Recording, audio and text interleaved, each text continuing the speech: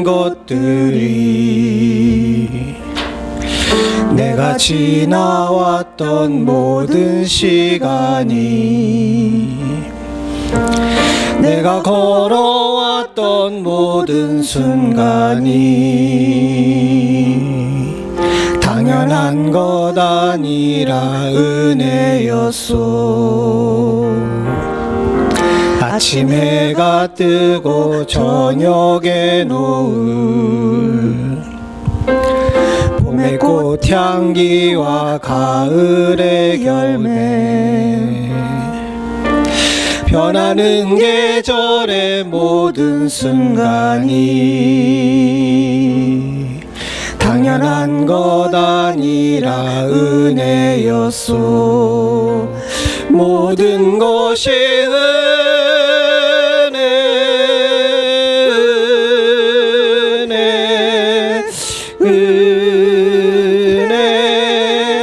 한없는 은혜. 내 삶에 당연한 것 하나도 없었던 것은 모든 것이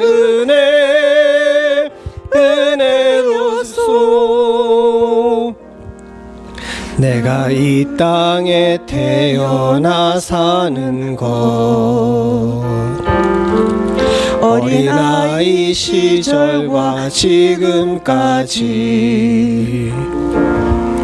숨을 쉬며 살며 꿈을 꾸는 삶, 당연한 것 아니라 은혜였소. 내가 하나님의 자녀로 살며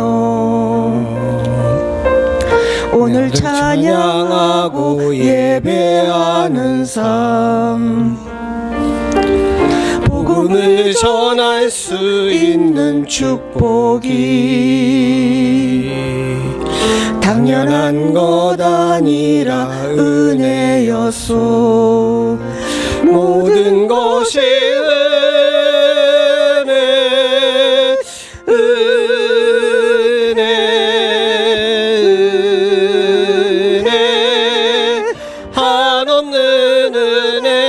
내 삶에 당연한 것 하나도 없었던 것을 모든 것이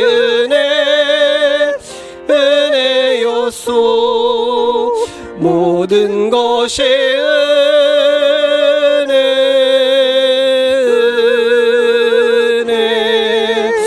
은혜, 한없는 은혜.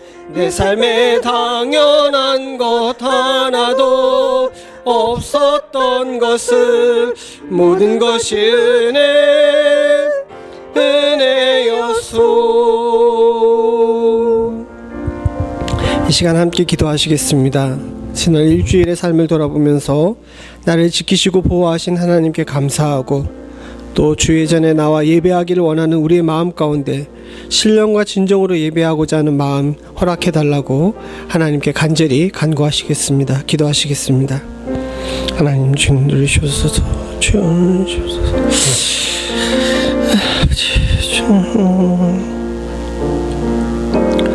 하나님 주님 누리시옵소서. 주님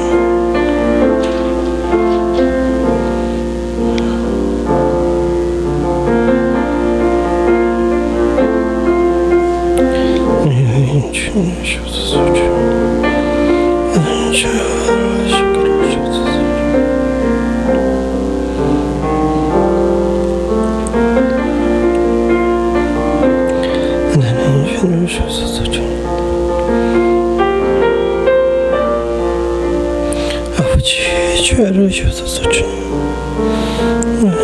주께로 선합니다. 죄를 주셔서 주님 주께로 주셔서 주님 아버지 주님을 주께로 주셔서 주님 하나님 주를 주셔서 주님 주를 주께로 선합니다. 주님 하나님 주를 주께로 주셔서 주님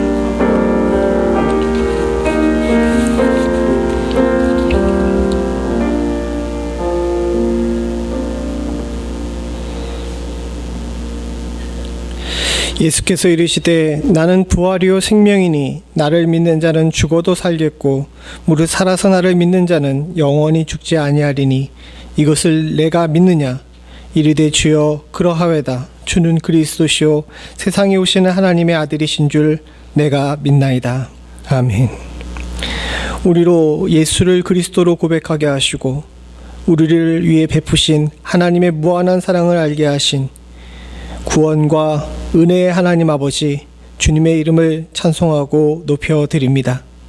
주의 사랑하는 성도들이 주의 전에 나와 온전히 해야 될 가장 인생의 첫 번째 대목인 하나님 예배하고자 이 자리에 모였사오니 사랑하는 성도들의 심령을 주님께서 붙들어 주시사 오로지 주님께로만 향할 수 있도록 주님 도와주시옵고 신령과 진정으로 드리는 예배가 우리 가운데 있을 수 있도록 주님 도와주시옵소서.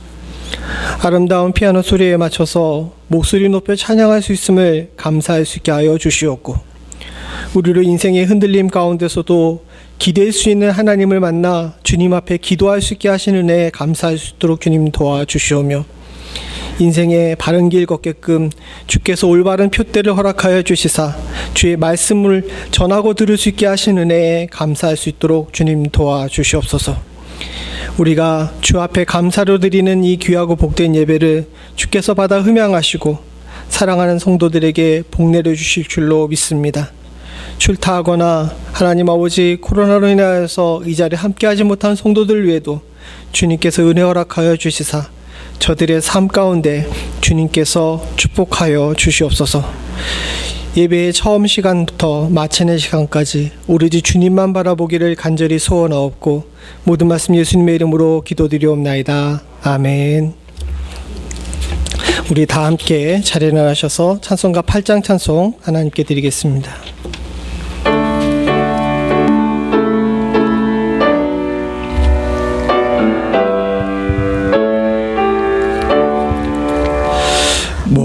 목소리 높여서 주 찬양하여라.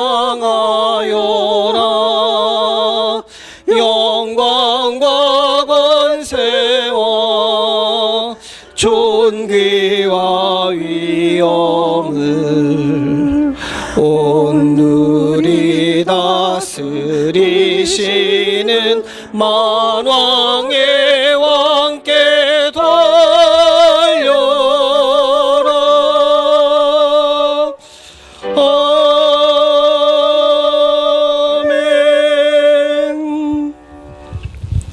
교동문 4번 시편 5편입니다.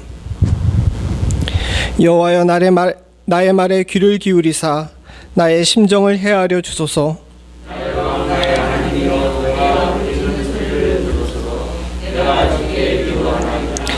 여호와여 아침에 주께서 나의 소리를 들으시리니 아침에 내가 주께 기도하고 바라리이다.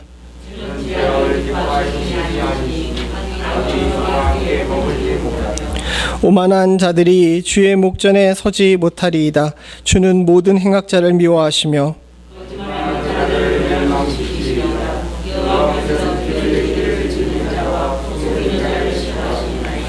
오직 나는 주의 풍성한 사랑을 힘입어 주의 집에 들어가 주를 경외함으로 성전을 향하여 예배하리이다. 인도하시고 주의 길을 내 목전에 곱게 하소서. 아멘. 사도신경으로 신앙 고백하시겠습니다. 나는 전능하신 아버지 하나님 천지의 창조주를 믿습니다. 나는 그의 유일하신 아들 우리 주 예수 그리스도를 믿습니다. 그는 성령으로 잉태되어 동정녀 마리아에게 나시고 본디오 빌라도에게 고난을 받아 십자가에 못 박혀 죽으시고 장사된 지 사흘 만에 죽은 자 가운데서 다시 살아나셨으며 하늘에 오르시어 전능하신 아버지 하나님 우편에 앉아 계시다가 거기로부터 살아있는 자와 죽은 자를 심판하러 오십니다. 나는 성령을 믿으며 거룩한 공교회와 성도의 교제와 죄를 용서받는 것과 몸의 부활과 영생을 믿습니다. 아멘. 다 자리 앉으셔서 찬송가 455장, 예전 찬송가로는 507장입니다.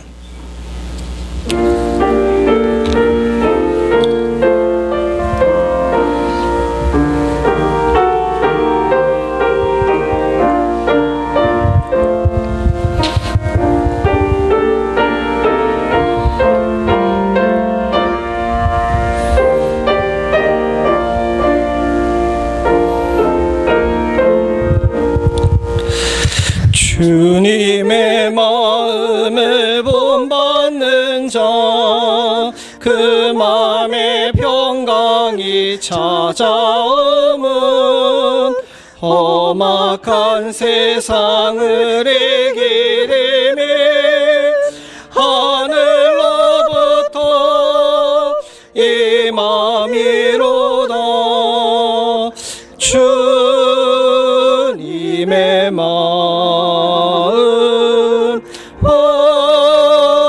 받아 살면서 그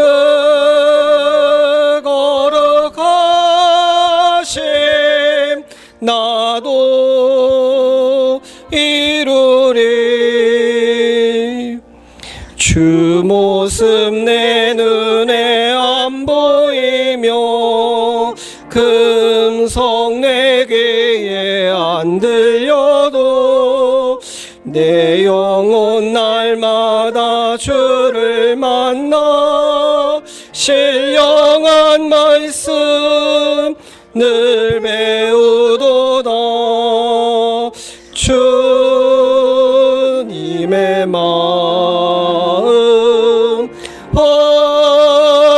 받아 살면서 그 거룩하심 나도 이루리.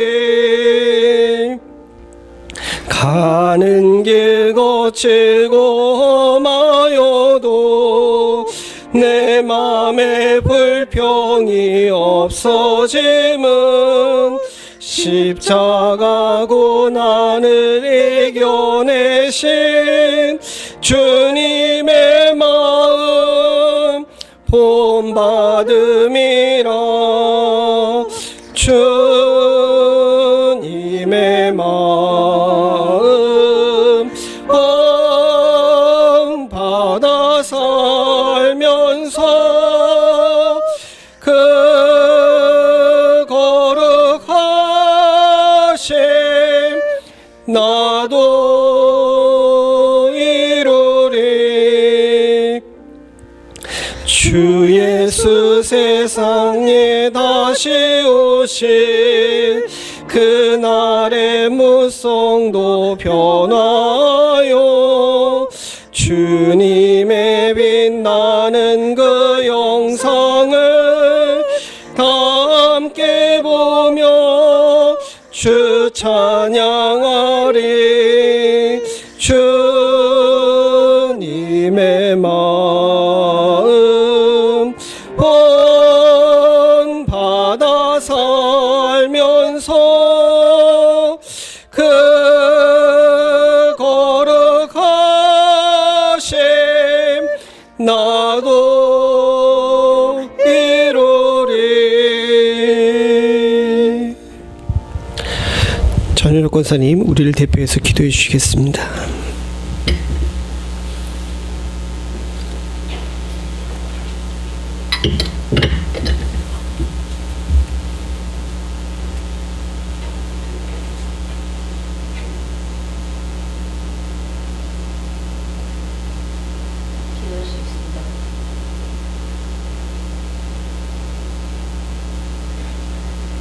나의 영혼아 잠잠히 하나님만 바라라.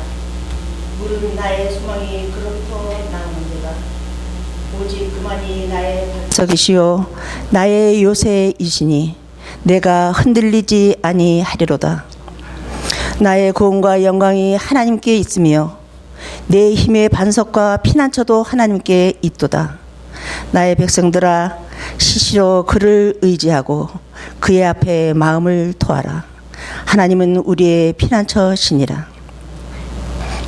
말씀으로 천지를 창조하시고 그 말씀을 믿는 자들에게 구원을 약속하신 아버지 하나님께 감사와 영광과 경배를 드립니다. 오늘도 거룩한 주님의 날 모든 세상 일을 뒤로하고 저희들의 마음을, 저희들의 발길을 주님의 전으로 인도하여 주셨음에 감사를 드립니다. 하나님께 예배드리고자 나왔사오니 오직 주님만이 영광 받으시는 신령과 진정으로 드리는 주님 받으시기에 합당한 예배되게 하여 주시옵소서. 세상에서 지금 일어나고 있는 지진, 화산, 기근, 질병의 모든 고통 속에서도 주님의 사랑과 은혜로 지금까지 저희들의 가정과 생명을 지켜보아 주셨음에 감사를 드립니다. 주님은 변함없이 눈뜬 자와 같이 저희들을 지켜주시고 품어주시지만 저희들은 그 사랑과 은혜를 잊고 주님의 품을 떠나 세상을 향하여 더 빠른 발걸음으로 세상의 풍습을 쫓아 사는 저희들의 죄악된 모습과 연약한 모습과 어리석은 모습들을 하나님 아버지 용서하여 주시옵소서. 저희의 입술은 주님 닮은 듯하나 아직도 저희의 마음은 추하고 우리의 생각과 행실은 늘 주님의 뜻에 합당치 못함을 용서하여 주시옵소서. 우리의 언어가 주님답게 하여 주시옵시고 우리의 행위가 주님답게 하여 주시옵시고 우리의 생각이 주님답게 하여 주시옵소서. 우리의 모든 삶의 목적이 주님답게 하여 주시옵소서. 항상 주님을 닮음으로 인하여 말씀에 순종하는 삶, 거룩하고 또 거룩한 삶을 살게 하여 주시옵소서. 아브라함과 기생 라합이 믿음으로만 아니라 행함으로 말미암아 믿음이 온전케 된 것 같이 저희들도 믿음뿐 아니라 행함으로 믿음이 온전케 되어 영적 성장을 이룰 수 있는 2022년도가 될 수 있도록 인도하여 주시옵소서. 올해 저희들의 기도의 목표는 믿음의 확신을 가지고 사는 삶이 되기를 원합니다. 믿음이 없이는 하나님을 기쁘게 할 수 없으며 믿음이 없이는 천국에 들어갈 자 없다고 말씀하심을 기억하게 하시고 우리 연합장로교회 성도님들은 모두가 연합하여 믿음으로 하나님을 섬기며 믿음 안에서 서로 사랑하며 믿음으로 온전한 하나님의 뜻을 이루어 나가는 하나님의 몸된 멤피스 연합장로교회가 되어 2022년도에는 22년도에는 새로운 역사를 이루어 나갈 수 있도록 인도하여 주시옵소서. 주님께 간구하옵기는 교회 각 기관마다 해야 할 일들은 많으나 일꾼이 부족하오니 자원하여 믿음으로 봉사할 수 있는 하나님의 일꾼들을 보내주시옵소서. 올해는 저희 교회가 안수 집사님과 서리 집사님 등 새로운 일꾼들을 세우고자 기도하고 있는 가운데 있사오니 하나님께 충성된 믿음의 일꾼으로서 교회의 영적 성장을 위하여 교회의 부흥을 위하여 헌신할 수 있는 귀한 믿음의 동력자들을 세워주시옵소서.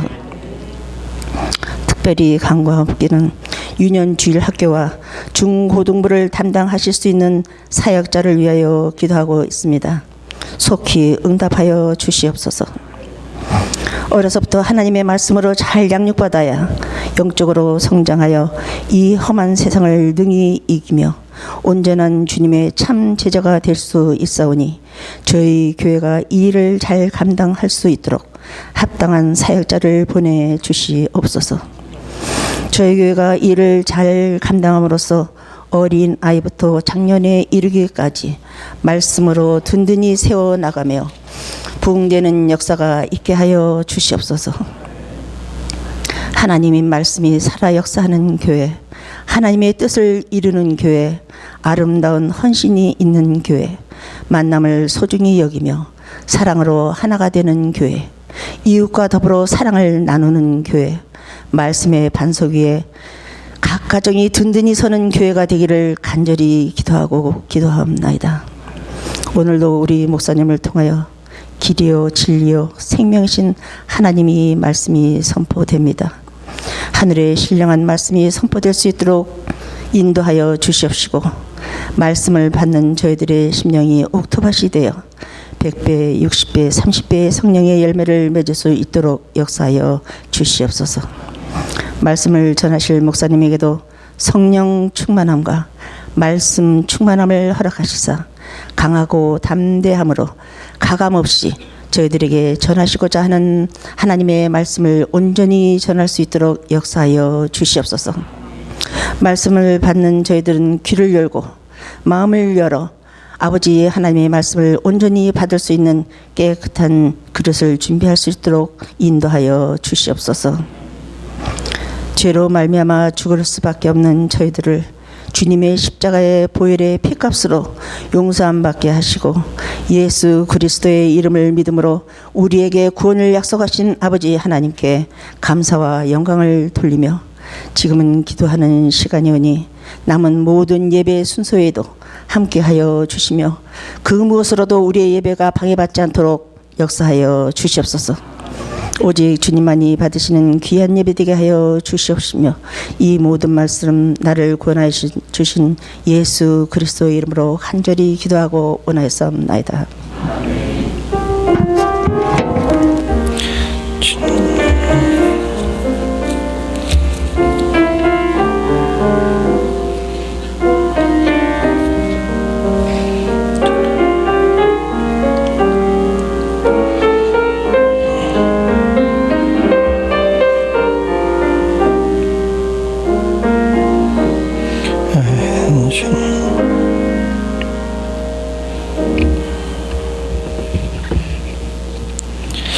오늘 예배에 참석하신 모든 분들을 주님의 이름으로 환영합니다. 우리 지난주에 현 집사님은 박수 쳐드렸는데 우리 오인경 집사님 지난주에 주사 맞고 후유증 때문에 교회 좀 힘들으셔가지고 못 나오셨는데 오늘 돌아오셨습니다. 몇 달 만이죠?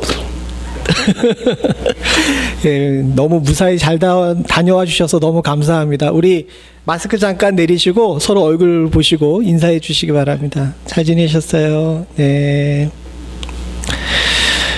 그리고 우리 친구들 모두 건강하게 다시 봐서 너무 좋네요. 우리 이석원 형제 배은일 자매 가정이 지난주에 코로나로 좀 힘드셨는데 무사히 건강하게 다시 회복이 돼서 돌아오셨고요.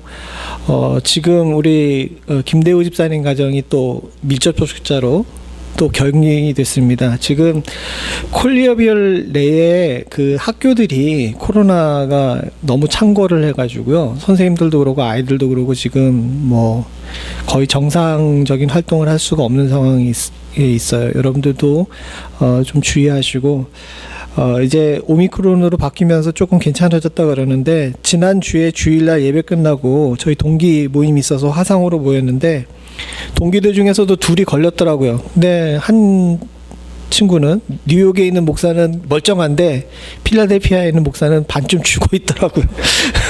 똑같은 거 걸렸다 그러는데 지금 각자 다 그렇습니다. 우리 건강 자신하지 마시고 항상 주의하시고 하나님 영광 가리지 않도록 이렇게 주의해 주시기를 부탁을 드립니다. 오늘 중식은 준비가 안 돼 있지만 도넛이 준비되어 있습니다. 여러분 다들 꼭 챙겨가시라고 다시 한번 강조해 주시는데 여러분들께서 교제를 못 하신다 하더라도 꼭 가져가셔서 함께 집에 가셔서 드셨으면 좋겠습니다. 그리고 교회 라비 앞쪽에 성경책 샘플을 갖다 놨어요. 성경이 바뀌면서 많은 분들이 주기도문도 바뀌고 사도신경도 바뀌고 찬송가 숫자도 바뀌어가지고 많이 혼란스러워하고 계셨는데 건의하시는 분들이 많아서 성경을 공동 구매하기로 그렇게 했습니다. 그래서 성경 가격이 상당히 비싸요. 그래서 가장 큰 글 같은 경우는 거의 60불이더라고요. 그래서 우리 장로님과 당회에서 이렇게 의논한 결과 반값만 받기로 했습니다. 나머지 반은 교회에서 작년 교육비로 이렇게 부담하는 걸로 해서 세 종류로 했어요. 아주 큰 거, 중간 큰 거, 그다음에 좀 작은 거, 가볍게 들고 다닐 수 있는 거 이렇게 했는데 각각 이렇게 30불, 25불, 20불인가요? 예, 그렇게 하기로 하고 했으니까 성경책 앞부분에 보게 되면 여기 가격 붙여놓고 원가랑 할인가 붙여놓고 밑에다가 이렇게 포스트잇을 붙여놨는데 거기에다 이름을 쓰시면 신청한 것으로 그렇게 하겠습니다. 앞에서 보시고 거기 이름 써주시면 그걸 구매할 터인데 한 가지 양해를 부탁드리는 것은 지금 미 전역에 뭔들 안 그렇게 스미카만은 물량이 부족해요. 지금 다 배들이 바다에 떠 있는 상태고 이래가지고 신청을 하셔도 조금 기다리셔야 된답니다. 기다리셔야 되니까 그거는 좀 양해를 해주시면 좋겠습니다. 또 다른 광고 있습니까? 광고 없으면 우리 친구들 가서 성경 공부하러 가세요. 예. 우리 미들이랑 하이 친구들이 지금 다들 못 나왔는데, 우리 하나님께서 오늘 우리들에게 주신 말씀 함께 보겠습니다. 함께 볼 하나님 말씀은 느헤미야 13장 15절부터 31절입니다. 느헤미야 13장 15절부터 31절 한 절씩 교독하겠습니다. 구약성경 748페이지입니다. 제가 먼저 15절 봅니다. 그때 내가 본즉 유다에서 어떤 사람이 안식일에 술틀을 밟고 곡식단을 나귀의 시로 운반하며 포도주와 포도와 무화과와 여러 가지 짐을 지고 안식일에 예루살렘에 들어와서 음식물을 팔기로 그날에 내가 경계하였고,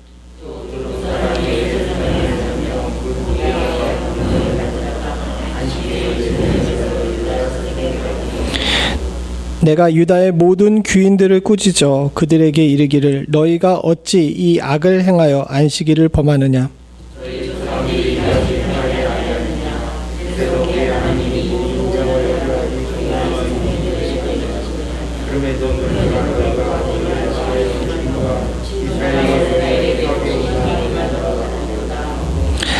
안식일 전 예루살렘 성문이 어두워갈 때 내가 성문을 닫고 안식일이 지나기 전에는 열지 말라 하고 나를 따르는 종자맷을 성문마다 세워 안식일에는 아무 짐도 들어오지 못하게 하였으므로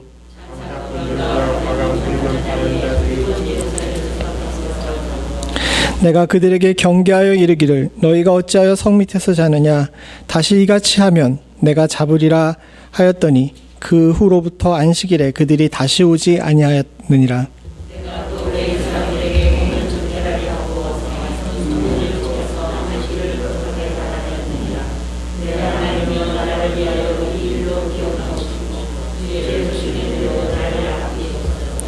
그때 내가 또 본즉 유다 사람이 아스돗과 암몬과 모압 여인을 맞아 아내로 삼았는데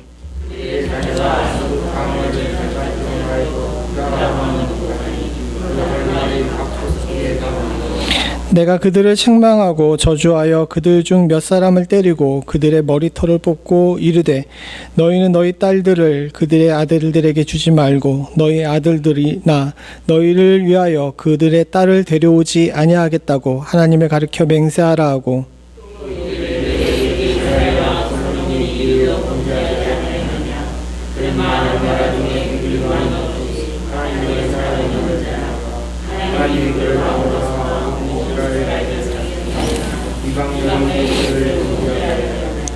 너희가 이방 여인을 아내로 맞아 이 모든 큰 악을 행하여 우리 하나님께 범죄하는 것을 우리가 어찌 용납하겠느냐.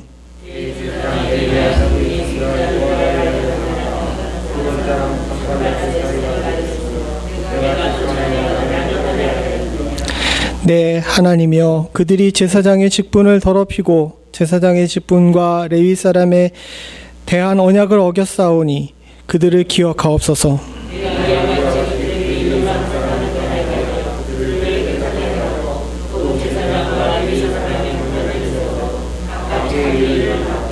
같이 있습니다. 또 정한 기한에 나무와 처음 익은 것을 드리게 하였사오니 내 하나님이여 나를 기억하사 복을 주옵소서. 아멘. 제가 오늘 권사님 기도를 듣고 뜨끔한 거 아십니까? 우리 권사님께서 기도하시면서 저한테 가리는 거 없이 담대하게 전하라고 이렇게 기도를 하셨는데 오늘 본문하고 이렇게 준비한 말씀을 놓고 있는데 우리 권사님의 그 기도하시는데 제 마음이 뜨끔하더라고요. 사실은 오늘 이 본문은 원론적으로 볼 때에는 안식일을 거룩하게 지키라, 그리고 내 하나님의 이름을 망령때 일컫지 말라는 말씀, 그 10계명에 있는 3, 4계명에 해당되는 말씀에 대해서 우리가 반드시 지켜야 될 이야기입니다. 그리고 사실 여기 나와 있는 것들을 저와 여러분들에게 있어서는 이론의 여지 없이 분명히 이야기를 해야 되는 문제인데, 현대 사회가 복잡해지고 또 지금 우리들의 상황이 여러모로 온전치 않기 때문에 이걸 문자 그대로 이렇게 이야기하기에는 참 쉽지 않은 시대에 살고 있는 것 또한도 사실이에요. 그러나 사랑하는 성도님들, 원칙은 원칙이니까 원칙은 여러분들께서 아시고 또 저도 전할 수 있는 은혜가 있기를 간절히 소원합니다. 그러나 오늘 이 본문을 가지고 제가 안식일에 관한 원칙을 여러분들에게 이야기하고 싶은 것이 아닙니다.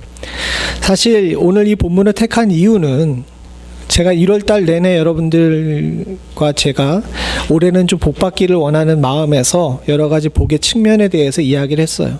지지난주 같은 경우는 어떻게 하면 복의 그릇을 온전히 준비할까에 대해서 이야기했다면, 지난주는 넘치도록 받은 복을 지키기 위해서 우리가 기도하고 하나님께 겸비해야 된다는 사실에 대해서 함께 나눴다면, 오늘은 때로 우리가 넘어졌을 때 어떻게 회복할 것인가에 대해서 함께 나누면서 그 넘어진 가운데서도 일어나서 복받는 자들이 되기를 원하는 그런 마음 속에서 이 말씀을 택했습니다.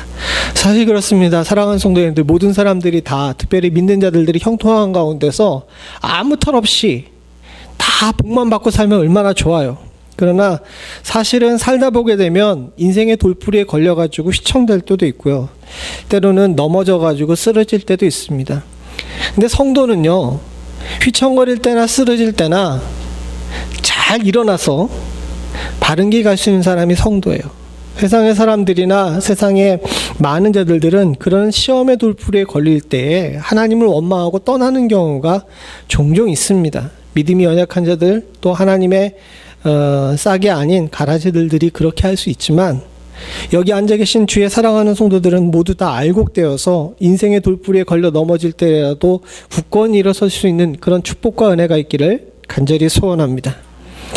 그런 의미에서 오늘 우리가 이 느헤미야를 통해 가지고 그런 교훈을 얻기를 원해요. 느헤미야는 우리가 지난주에 봤던 에스라가 종교개혁을 한 이후에 한 14년 정도 뒤에 돌아와서 예루살렘의 성벽을 다시 쌓은 사람입니다. 우리가 좀 이해를 꼭 하셔야 되는 게 뭐냐면, 먼저 돌아와서 성전을 짓고 그 다음에 성벽을 지은 거예요. 그리고 이 성전을 짓고 나서 성벽을 짓기까지는 꽤 시간이 많이 걸렸습니다. 뭐 학자들에 따라 다르긴 하지만 보통 한 60년 정도 걸린 거라고 생각을 해요. 즉 무슨 얘기냐면, 예루살렘 성전이 세워진 다음에 60년 동안 성벽이라는 것이 없었던 거예요. 그냥 허허벌판까지는 아니죠. 그 언덕 위에 이렇게 성전이 세워져 있고 그 주변에 유대 사람들이 모여서 살긴 하지만 그 살한 사람들을 보호할 수 있는 성벽이 준비가 안 돼 있었던 거예요. 오늘날에야 성벽 속에 살지 않고 계시기 때문에 여러분들과 제가 그 분위기를 이해할 수 없지만, 사실 이 당시 사람들에게서 성벽이 없다는 것은 안전한 보호가 없는 것뿐만 아니라 절제와 규율이 없는 것을 뜻합니다. 실제로 보게 되면 아주 근세에 이르기까지 행정력이 미치는 단위는 성이었어요. 무슨 얘기인지 아시겠습니까? 그러니까 이게 우리 한국 사람들은 그걸 잘 이해 못해요. 여러분들, 우리 한국은요, 이 조선시대 때부터 전 세계에서 손꼽힐 만큼 행정력이 발달된 나라였습니다. 그래가지고 굳이 성에 안 살아도 마을 단위까지도 이렇게 행정력이 이렇게 미치는 지구상 몇 안 되는 나라였어요. 그러다 보니까 우리는 그걸 잘 이해를 못하는데, 서구 사회나 중근동 사회 같은 경우는요, 그 성 안의 사람들만이 행정에 미치는 단위고요, 성 밖에 있는 사람들은 그냥 착취의 대상이었어요. 그냥 어느 날 가가지고 성에 있는 성주가 그 군대를 몰고 가가지고 언제든 약탈하고 다 뺏어올 수 있는 그런 대상이 되는 경우가 많았습니다. 실제로 권한을 가지고 있고 행정력이 미치면서 권리와 의무를 행사하는 사람들이 모여 살던 것들은 성벽 안에 살고 있던 사람들이었던 거예요. 그렇다 보니까 이 예루살렘 같은 경우는 하나님의 성전이 세워져 있으니까 그 성전을 중심으로 유대인들이 모이긴 하지만 성벽이 없으니까 굉장히 많은 부분에서 그 핸디캡을 가지고 있는 그런 상황이었습니다. 그런 상황을 느헤미야 1장에서는 어떻게 얘기하냐면, 우리가 느헤미야 1장을 한번 읽어볼 필요가 있는데요. 느헤미야 1장을 함께 보겠습니다. 한 절씩 교독하죠. 제가 먼저 1절 봅니다. 하가랴의 아들 느헤미야의 말이라. 아다사스다 왕 제20년 기스롤에 내가 수산궁에 있는데,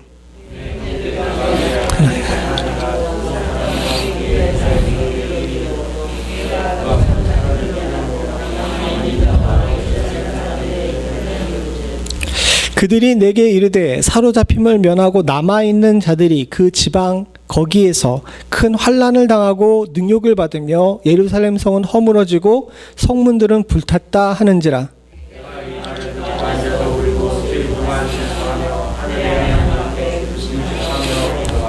예, 우선 여기까지만 읽죠. 느헤미야라는 사람이 있었습니다. 뒤에 11절에 보게 되면 이 사람이 왕의 술관원이었어요. 술 맡은 관원이었습니다. 그러니까 왕궁에서 굉장히 고관에 해당되는 사람인데, 이 당시 술관원 같은 경우는 기록에 따르게 되면 대부분 다 내시였어요. 근데 하나님께서도 그 다윗의 자손들이 하나님 앞에 온전치 못했을 때 그들을 향해 저주한 내용이 예레미야 같은 곳에 나오는데, 여러분 다니엘도 환관이었던 거 아십니까? 예, 다니엘도 환관이었다고 성경학자들이 많이들 이야기해요. 성전 안에서 바벨론 왕궁에 잡혀갔을 때에 거기서 교육받는 자들을 보게 되면 환관장들이 교육을 했는데, 환관장들이 교육하는 사람들은 대부분 다 환관이 되는 사람들을 교육했대요. 그래서 아마도 다니엘 비롯해가지고 끌려갔던 고관들은 대부분 다 이런 환관들이었던 것 같습니다. 아마 느헤미야도 그랬던 것 같아요. 그러기에 술관원이라는 국내에 있는 아주 고관직을 가지고 있던 사람이었죠. 이 사람에게 있어서는 더 필요한 게 없습니다. 사실은 페르시아라는 대제국의 고관이었고, 먹고 사는 문제도 또 권력의 문제에 있어서도 결국 연약한 자들이나 소외받는 자가 아니었어요. 충분히 자신의 인생을 즐기며 살 수 있는 그런 사람인데, 어느 날 이 사람에게 조상들의 고향인 유대 땅에서 사람들이 찾아왔습니다. 몇몇 사람들이 찾아와서 유대와 예루살렘 사람들에 대해서 안부를 물었어요. 안부를 물었더니 제가 지금 빨간 글씨로 되어 있는 이 3절처럼 이야기하는 겁니다. 그들이 내게 이르되 사로잡힘을 면하고 남아있는 자들, 즉 이스라엘 땅에, 지금 팔레스타인 땅에 거주하는 사람들이 거기서 큰 환난을 당하고 능욕을 받고 있다는 거예요. 근데 큰 환난을 당하고 능욕을 받는 이유가 뭐냐?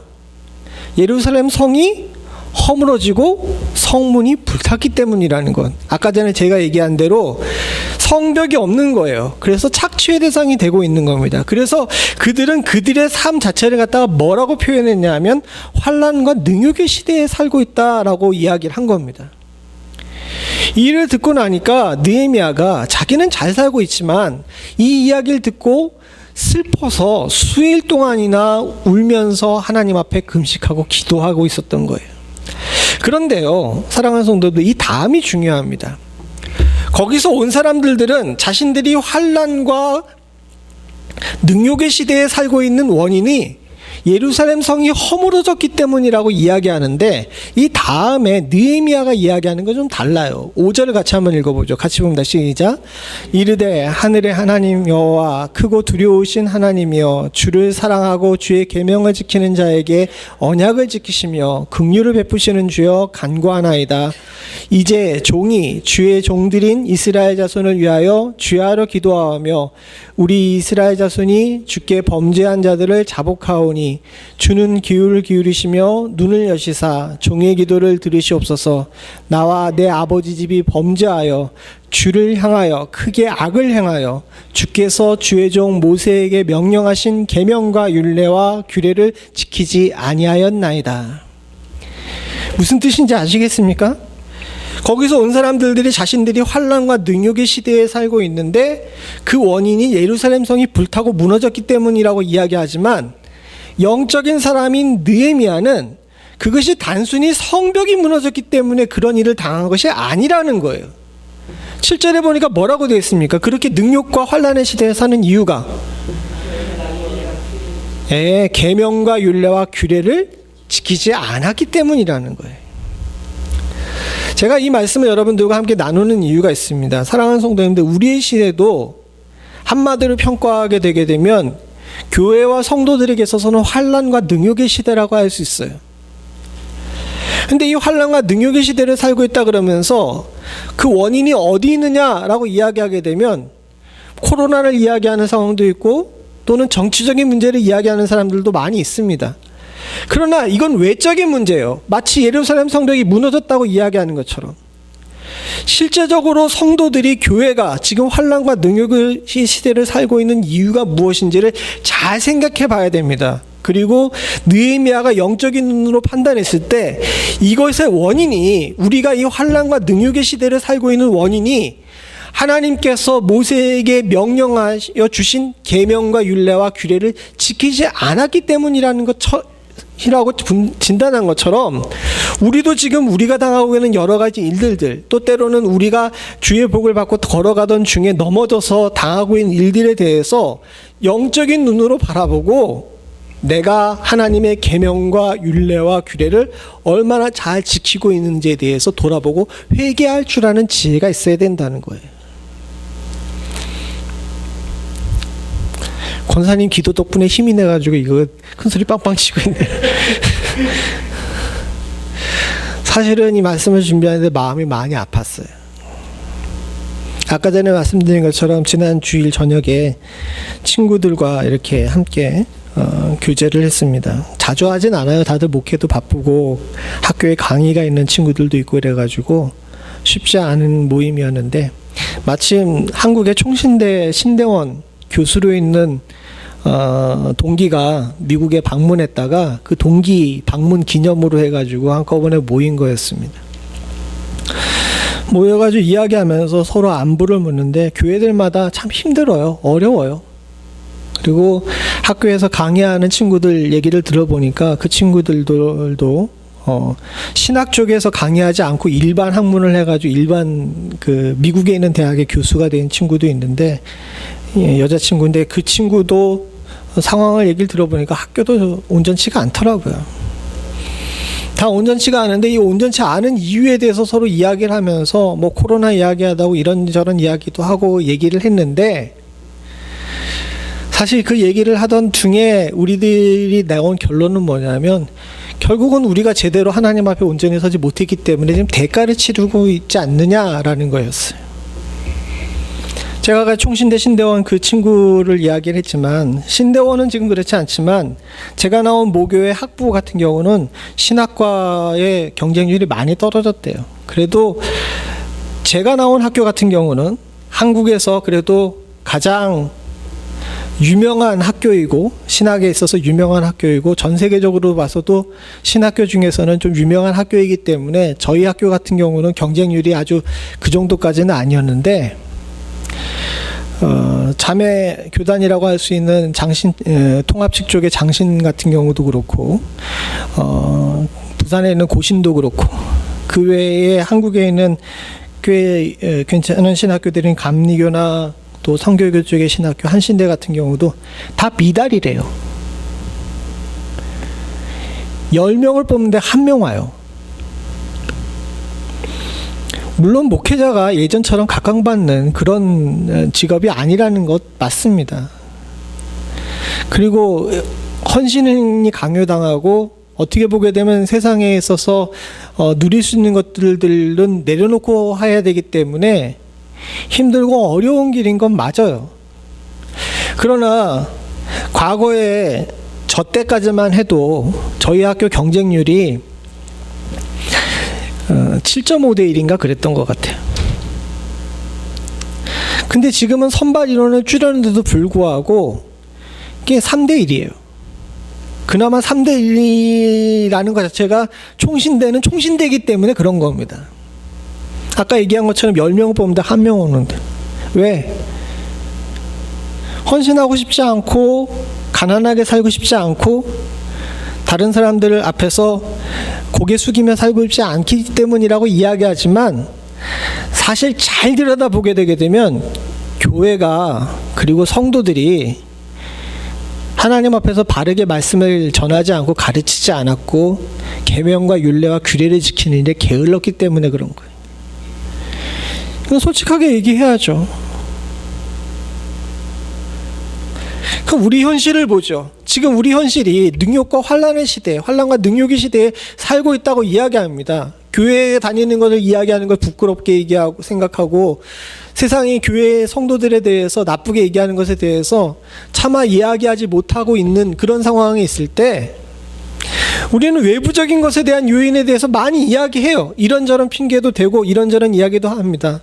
마치 예루살렘 성벽이 묻나고 성문이 불탔기 때문이라고 이야기한 것처럼 그렇게 이야기합니다. 그러나 사랑하는 성도님들, 우리가 제대로 우리의 형편과 처지를 돌이켜보게 된다면 느헤미야처럼 이렇게 진단할 수밖에 없어요. 제가 아까 전에 복에 관한 이야기를 이야기했죠. 앞으로 여러분들이 살면서 이번 한 1년을 살면서도 여러분들이 종종 휘청거리거나 넘어질 때가 있습니다. 능력과 환난이 우리 가운데 올 때가 있어요. 그때 사랑하는 성도님들, 진짜 복받은 성도들은요, 외부적인 요인을 이야기하면서 불탄 성문과 무너진 성벽을 이야기하는 것이 아니라 스스로를 돌아보면서 내가 하나님 앞에 얼마나 바르게 섰는지를 돌이켜볼 줄 아는 자들이 복을 유지할 수 있는 자인 줄로 믿습니다. 저와 여러분들이 이 지혜를 꼭 갖기를 원합니다. 사랑하는 성도님들, 안타깝게도 많은 사람들이, 심지어는 그 안에서 능력과 환난 속에 사는 사람들이 성벽 탓해요. 느헤미야가 영적으로 참 훌륭하고 또 건강했다는 것은 바로 이 말씀을 통해서 우리가 알 수 있는 줄로 믿습니다. 근데 여기서 느헤미야가 끝나지 않았어요. 이제 이 부분이 이렇다면은 내가 하나님 앞에서 바로 서지 못했기 때문에 이와 같은 일을 겪는다면 거기에 대한 해결책도 있어야 되겠죠. 느헤미야는 예루살렘에 사는 사람이 아니었습니다. 능력과 환난과는 거리가 먼 사람이었어요. 그러나 오늘 본문에서 잘 보게 되게 되면 6절의 맨 끝을 보죠. 6절의 맨 끝에 뭐라 그럽니까? 나와 내 아버지의 집이 범죄하여라고 이야기해요. 능력과 환난은 예루살렘 성에 있는 사람들이 당하고 있는데, 그 팔레스타인 성에 살고 있는 사람들이 당하고 있는데, 수산 성에 있는 느헤미야는 거기와 관계가 없죠. 그러나 느헤미야는 이 모든 일이 누구 탓이라고 이야기해요? 내 탓이라고 이야기하죠. 우리는 종종 우리가 당하고 있는 어려움들에 대해서 남 탓을 하는데, 그리고 불탄 성벽과 성문을 하면서 그런 것들을 다시 재건할 수 없게끔 만드는 주변의 사람들을 탓하고 있는데, 사실은 나와 내 아버지 집의 문제인 거예요. 그렇기 때문에 느헤미야는 이 해결책 또한도 나와 내 아버지, 즉 내가 하나님 앞에 바로 서는 것에서 문제의 해결책을 찾았습니다. 다 읽진 않지만 9절 시작. 만일 내게로 돌아와 내 계명을 지켜 행하면 너희 쫓긴 자가 하늘 끝에 있을지라도 내가 거기서부터 그들을 모아 내 이름을 두려고 택한 곳에 돌아오게 하리라 하신 말씀을 이제 청컨대 기억하옵소서. 이 능력과 환난의 시대를 끝낼 수 있는 분은 하나님 한 분뿐이시고, 그 하나님 앞에 내가 할 수 있는 것은 주님 앞에 돌아가서 주님 앞에 엎드리는 것뿐이라는 겁니다.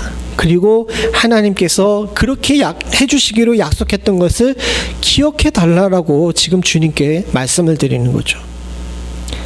여러분들이 쭉 읽으시면서 13장을 읽으셨는데, 13장 읽으시면서 22절과 31절에 나오는 본문을 한번 보세요. 13장 22절을 맨 끝을 보죠.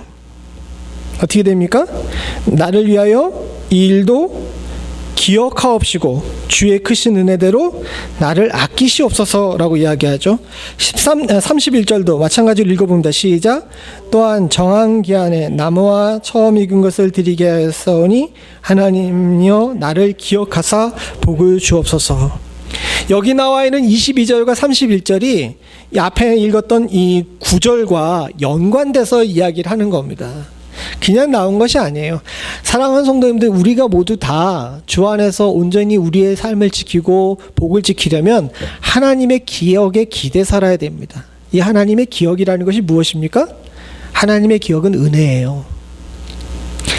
내가 아무리 내게 범죄하고 규례와 율례를 지키지 않아서 벌 받는다 할지라도 네가 돌아오기만 하면 내가 너에게 다시 하나님의 아들 되는 권세와 주의 복을 허락해 주시겠다고 약속하신 그 은혜의 기억입니다. 다시 한번 강조드리지만 사랑하는 성도님들, 우리가 혹시나 넘어지거나 어려웠을 때 반드시 여러분들 우리가 잊지 않아야 되는 것은 하나님의 은혜를 기억하는 거예요. 그리고 그 은혜의 기억 가운데 들어가서 주님 앞에 엎드리는 것이야말로 우리의 환난과 능욕의 시대를 끝낼 수 있는 유일한 방법인 줄로 믿습니다. 아까 전에 친구들 이야기를 했는데 또 연관해서 이야기를 하게 되게 되면 1년 전, 2년 전에도 이와 비슷한 모임들이 우리 가운데 있었어요. 코로나가 처음 시작됐을 때 이 모임을 했던 그 시대에 교회들이 당하고 있는 어려움들에 관해서 이야기할 때는 저를 비롯해서 모든 친구들이 다 외부적인 요인을 이야기했습니다. 거의 다 코로나 탓을 했어요. 교회가 지금 당하고 있는 어려움들에 대해서. 그러나 2년쯤 지나고 나서 모여가지고 우리가 그 인터넷상에서 랜선상에서 모여가지고 이야기할 때 이젠 누구도 코로나 탓 안 해요. 누구 탓하겠습니까? 다 내 탓해요. 목회자들도 2년 정도 지나고 나서야 이게 단순히 성벽의 문제가 아니라는 사실을 깨닫게 된 겁니다. 빨리 좀 알았으면 좋았을 텐데. 그죠? 우리도 마찬가지입니다. 사랑하는 성도님들. 우리 사랑하는 멤피스 연합장로교회 성도님들은 저보다 더 지혜로우실 줄로 믿습니다.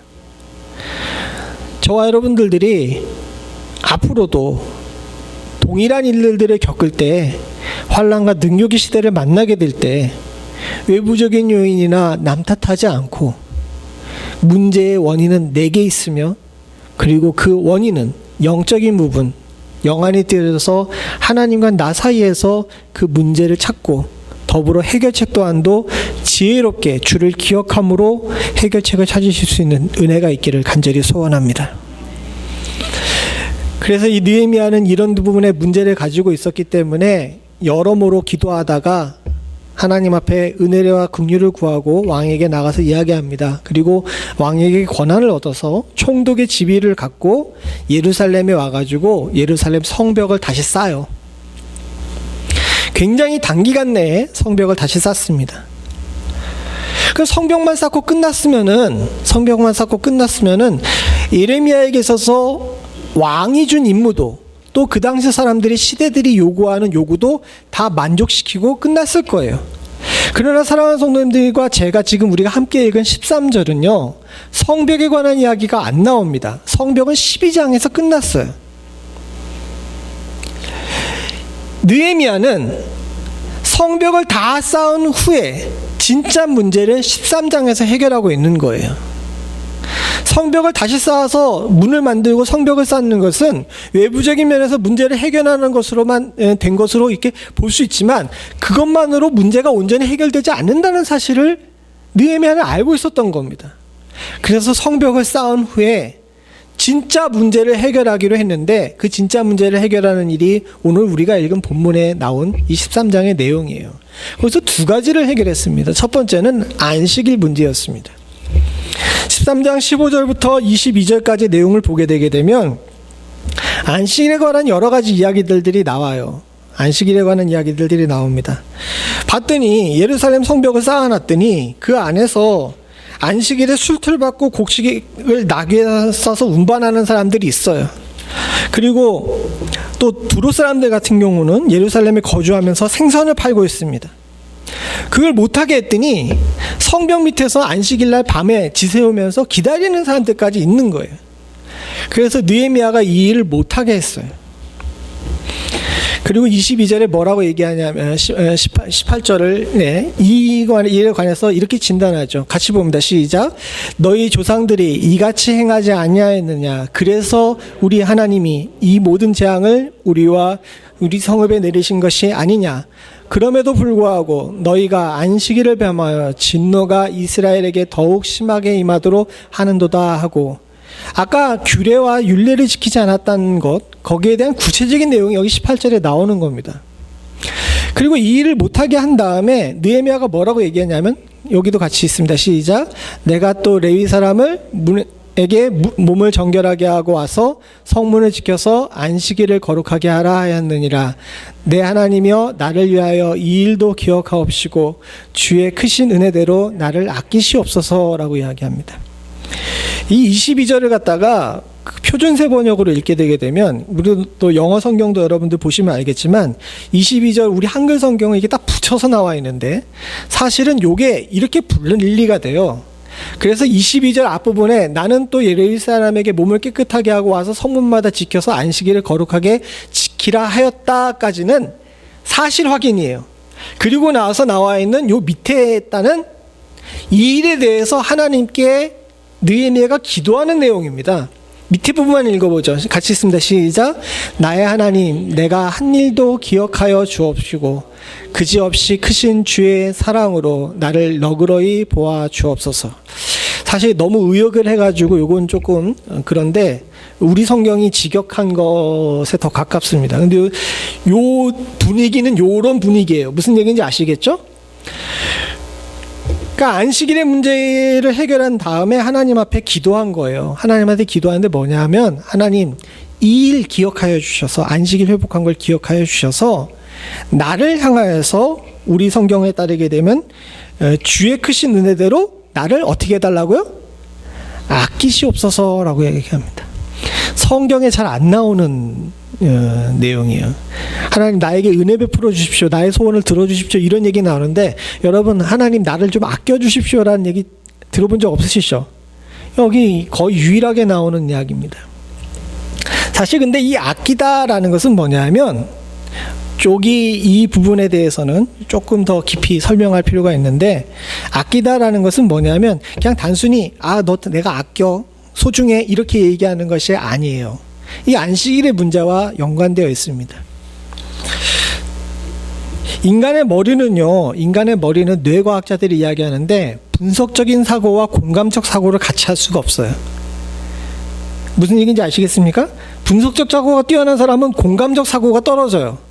대신 공감적 사고가 뛰어난 사람은 분석적 사고를 잘 못합니다. 우리가 앞에 있는 부분까지는 분석적 사고를 했다면은 이 부분에서는 공감적 사고를 해야 돼요. 그래야지만 이 안식일 문제에 있어서 문자적 함정에 빠지지 않습니다. 그냥 이 15절부터 21절까지 내용을 이야기하게 되고 이대로 살게 되게 되면 바리새인들처럼 살 수 있는 확률이 높아요. 돌아가 보죠. 아까 전에 봤듯이 느헤미야가 직업이 뭐였죠? 술관원이었죠. 술 맡은 관원이었어요. 예전 한글 성경에는 술 맡은 관원이라고 되어 있고, 우리 성경에는, 지금 성경에는 술관원이라고 되어 있는데, 한마디로 얘기해서 왕이 술이 필요하다라고 할 때 술 갖다 주는 사람이에요. 술 갖다 주면서 이 왕에게만 술을 주는 것이 아니라, 술 먹으면 어떻게 됩니까? 사람이 취하고 긴장이 풀리게 되면 할 말 안 할 말 하죠. 그 이야기 들어주는 사람이었던 거예요. 그래서 술 맡은 관원이 굉장히 왕에게 있어서는 굉장히 내밀한 그런 고관이었던 겁니다. 그럼 여러분, 느헤미야가 페르시아 수산성에 있을 때 안식일을 지켰을까요? 안 지켰을까요? 이 공감적 사고를 한번 해보시죠. 어떻게 생각하세요? 이 사람은 자유가 없는 사람이었어요. 아닥사스다 왕이 안식일에도 술 마시겠다 그러면 어떻게 해야 돼요? 쫓아가서 술도 마시고, 술도 대령하고 같이 술도 마시고, 왕의 술주 정도 들어줘야 되는 그런 사람이었던 겁니다. 그러면 이 13장과 연관을 생각해 보게 되면 우리는 어떻게 생각을 하죠? 지도 안 지킨 안식일? 왜 예루살렘 사람들에게만 이렇게 강력하게 지키라고 이야기했을까? 우린 이 부분에 대해서 문자적으로 바라봐야 될 문제가 아니에요. 느헤미야가 악독한 사람이라서 본인도 지키지 못한 안식일을 갖다가 이 사람들한테 지키라고 이야기한 것이 아닙니다. 여기 나와 있는 이 아끼다라는 단어가 여기에 연관이 되어 있는데, 사실 이 느헤미야가 이렇게 안식일을 지키라고 하면서 그렇게까지 강력하게 이야기한 것은 뭐냐 하면요, 이스라엘 백성들이 성전을 만든 이후에 한 번 하나님 앞에 되게 회개하고 돌아왔어요. 이제 하나님 중심으로 살겠다고. 그런데 성벽이 없는 60년 기간 동안 이 사람들이 어떻게 변했습니까? 다시 자기 삶 중심으로 바뀐 거예요.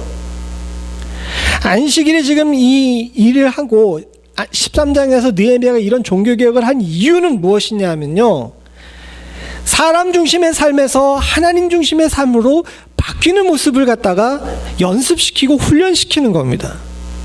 그가 성문을 닫고 함부로 장사 못하게 하고 안식일에 모든 사람들이 다 하나님의 전에 나오게 한 것은 먹고 사는 문제에 붙들려 가지고 하나님 모르고 사는 사람들에게 돌아와서 하나님 중심으로 사는 일들을 회복하라고 이야기하는 거죠. 단순히 거기에서 뭐 술투를 안 받고 밀투를 안 받고 그런 건 문제가 아닙니다. 물론 문자적으로 지키면 제일 좋아요. 문자적으로 지키면 제일 좋지만 우리는 원리를 생각하고 원칙을 생각해야 합니다. 주님께서도 똑같은 문제로 바리새인들과 부딪혔죠. 그때 주님께서 뭐라고 얘기하셨습니까? 틀만 남겨놓고 알맹이 빼먹은 이 바리새인들을 책망하시면서 하나님께서 안식일을 만드신 이유를 또 가르쳐 주셨죠. 안식일에 병든 자를 고치셨어요. 그랬더니 바리새인들은 버때처럼 일어납니다. 안식일이 이랬다고. 이게 맞는 이야기입니까? 그건 아니라는 거죠. 느헤미야는 본인이 수산성에 있을 때 안식일을 지키지 못했음에도 불구하고 여기서 안식일에 관해서 이렇게 강력하게 이야기한 것은 원리, 원칙 이런 것도 중요하지만 안에 담겨있는 알맹이를 회복하기를 원한 거예요. 세상을 따라 살고 있는 이스라엘 사람들에게 하나님 중심으로 사는 것, 이게 중요하다는 것. 그리고 하나님께서는 세상을 중심으로 사는 사람이 아니라 하나님을 중심으로 사는 사람들이 하나님 중심으로 사는 사람들을 아끼신다는 것을 알려주고 싶었던 겁니다. 사랑하는 성도님들, 저와 여러분들이 주 안에서 복받길 원한다면 주님을 중심으로 살 수 있는 이 삶을 회복할 수 있기를 소원합니다. 그러면 주님께서 여러분들을 기억하시고 아껴주실 줄로 믿습니다. 주의 크신 은혜대로 나를 아껴주십시오. 사랑하는 성도님들을 주님께서 아끼실 줄로 믿습니다. 마찬가지로 그 다음에 나온 두 번째 개혁도 동일한 원리 속에 있습니다. 두 번째 개혁은 뭐였냐 하면 이스라엘 사람들이 이방 사람들과 결혼했어요. 이방 사람들과 결혼하는 바람에 심지어 어떤 문제까지 생겼냐 하면 그 2세들이 유다 방언도 제대로 못하는 그런 상황이 생겨버렸습니다. 그래서 이 일에 관해서 여기는 안 했지만 우리 성경을 보면서 25절을 같이 한번 읽어보죠. 이 부분에 대해서 지적하면서 이런 얘기를 합니다. 같이 봅니다. 시작. 또 이를 25절입니다. 사람이 그들의 아들들에게 주지 말고 너희 아들들이나 너희를 위하여 그들의 딸을 데려오지 않겠다고 하나님을 가리켜 맹세하라. 참 이 사람 독하죠. 머리털을 어떻게 해요? 머리털을 뽑아버렸대요.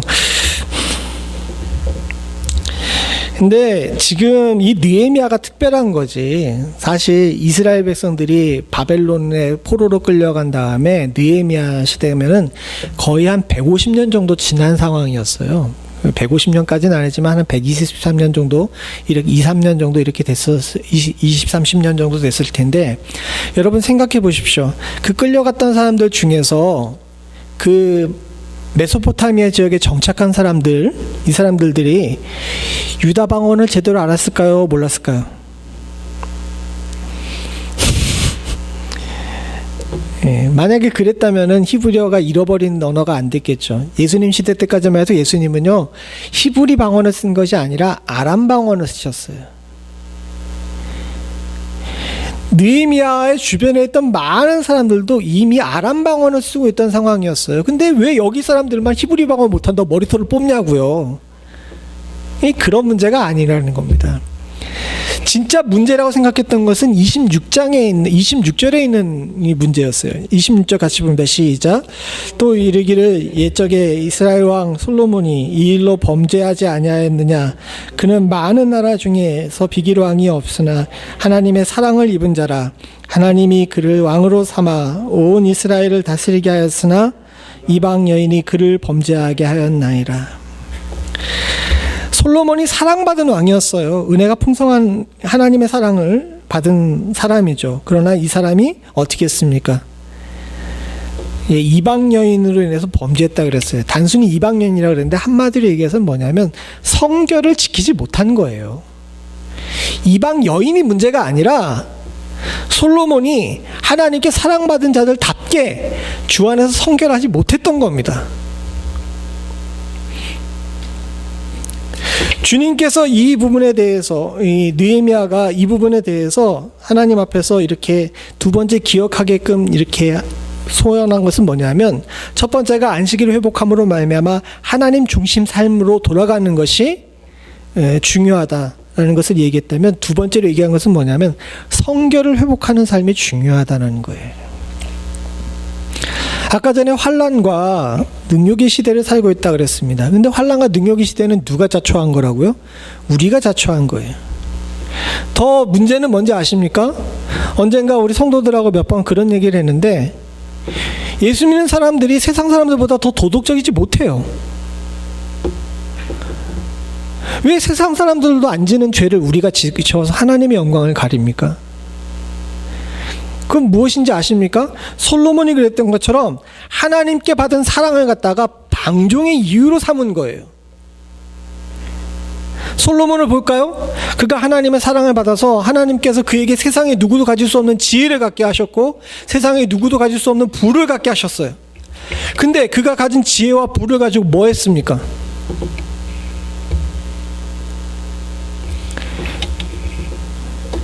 수없이 많은 아내를 얻고 그 아내들을 위해 성을 쌓고 하나님께서 하지 말라는 일들을 갖다가 찾아가며 했어요.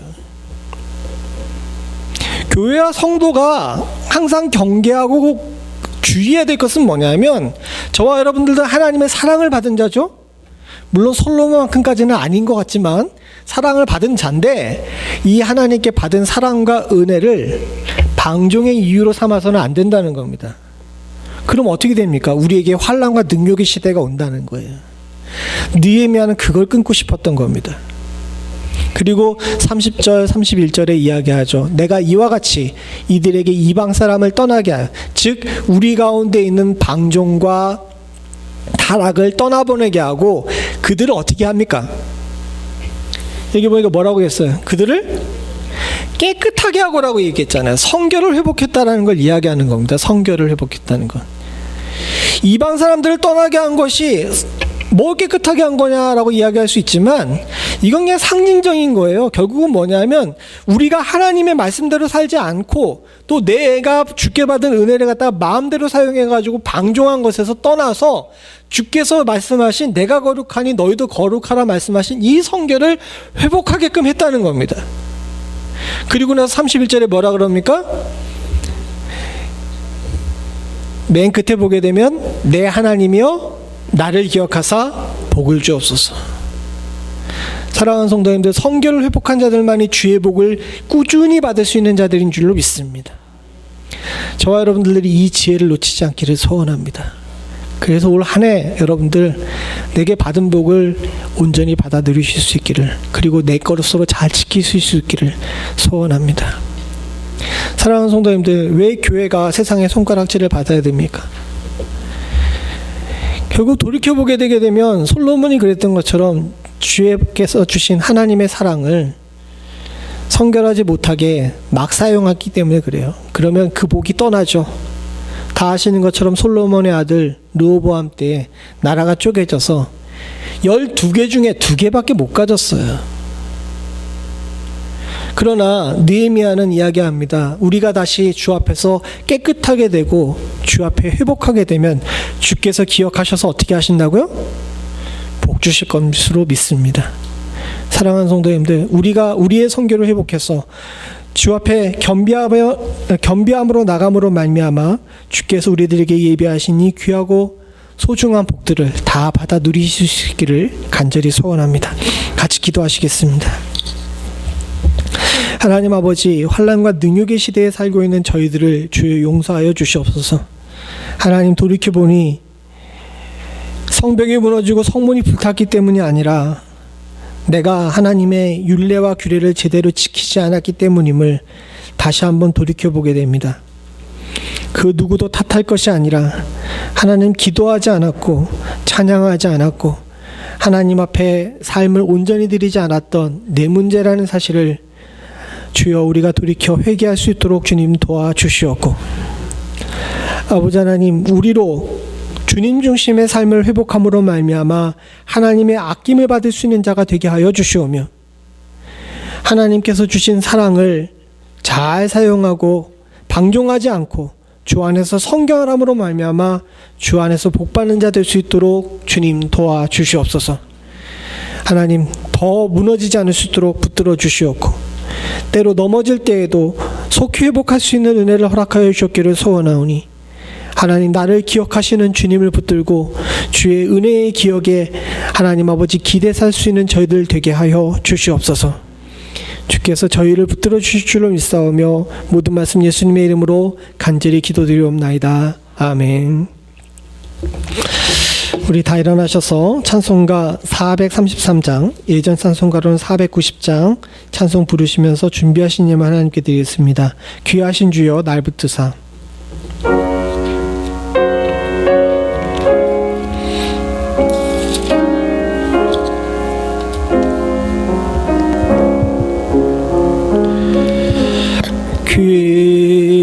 귀하신 주여 날 붙드사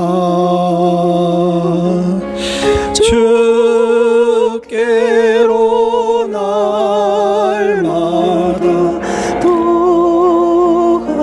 가까이 저 하늘 나라 올라가 그 주의 품 안에 늘 안기오 영생의 복 받기 원합니다.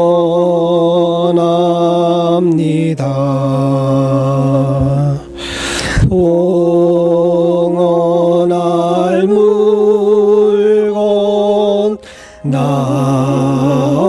없어도 날마다 주께로 더 가까이 내 죄를 주께 당하니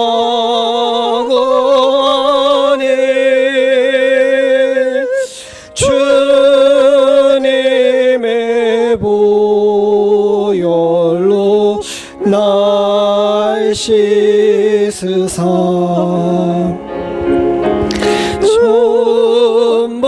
전보다 더 희게 하옵소서.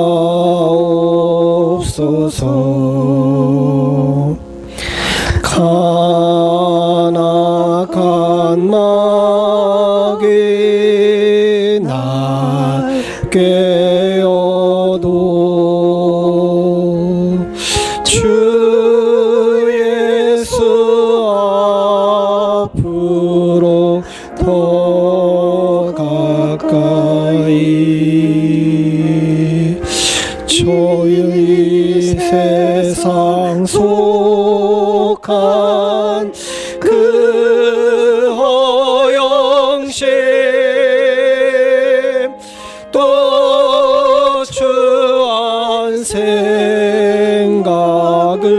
다 버리니 정결한 마음 내게 주소서. 이 세상 내가 살 동안에 주께로 날마다 더 가까이 저 배는 천국 나 들어가 한없는 복락을 다 얻도록 풍성한 은혜를 주옵소서.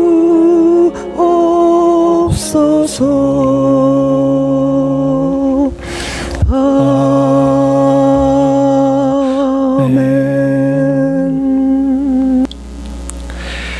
나를 위하여 이 일도 기억하옵시고 주의 크신 은혜대로 나를 아껴 주시옵소서.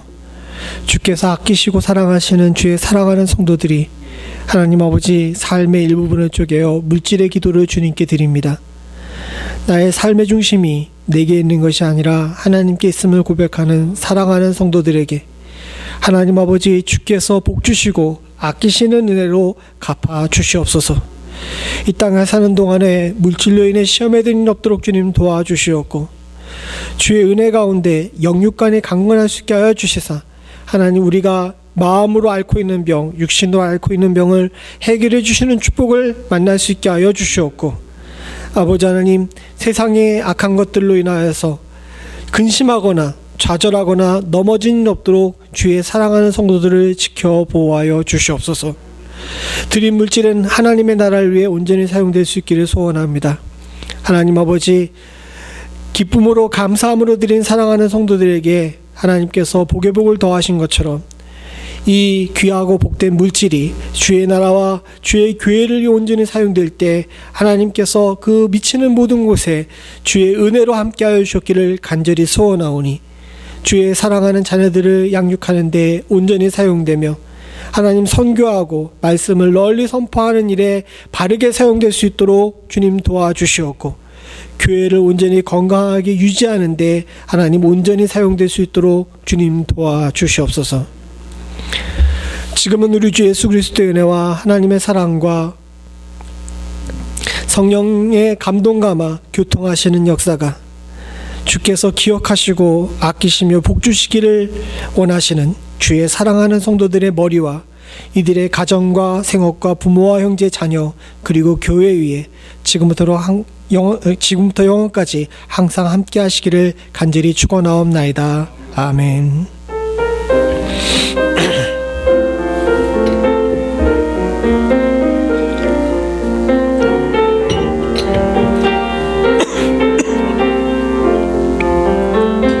아버지 주님 주시옵소서.